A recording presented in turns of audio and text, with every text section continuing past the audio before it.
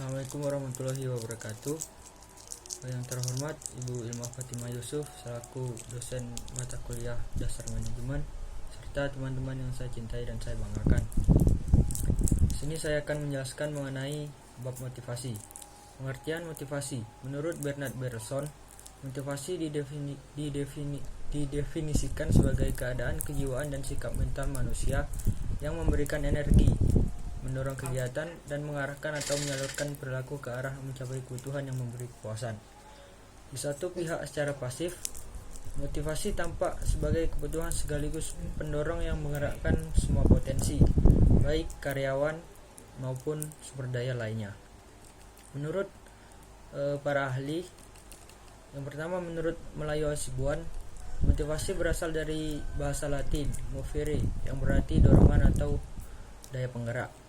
Motivasi mempersoalkan bagaimana caranya mendorong gairah kerja bawahan agar mereka mau bekerja keras dan memberikan semua kemampuan dan keterampilannya untuk mewujudkan tujuan perusahaan. Yang kedua, mengapa motivasi harus dilakukan terhadap bawahan? Yang pertama, agar mendorong gairah dan semangat kerja karyawan, meningkatkan moral dan kepuasan kerja karyawan, dan meningkatkan produktivitas kerja karyawan. Selanjutnya, asas-asas motivasi. Yang pertama, asas mengikut sertakan, artinya mengajak bawahan untuk ikut berpartisipasi dalam proses pengambilan keputusan.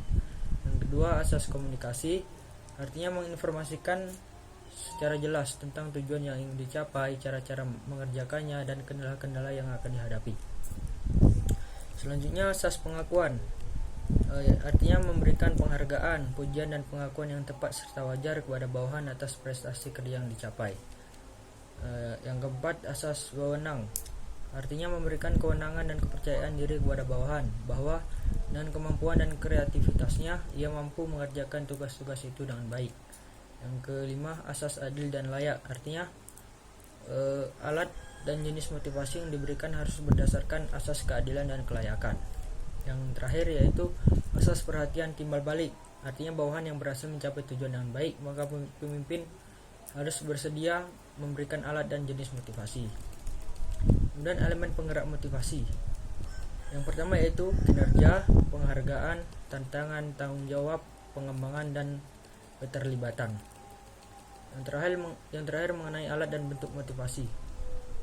Alat motivasi yang pertama bisa berupa material insentif, yaitu uang atau barang yang bernilai seperti rumah dan kendaraan. Yang kedua, non material insentif, yaitu motivasi bukan uang atau barang yang bernilai misalnya medali dan piagam.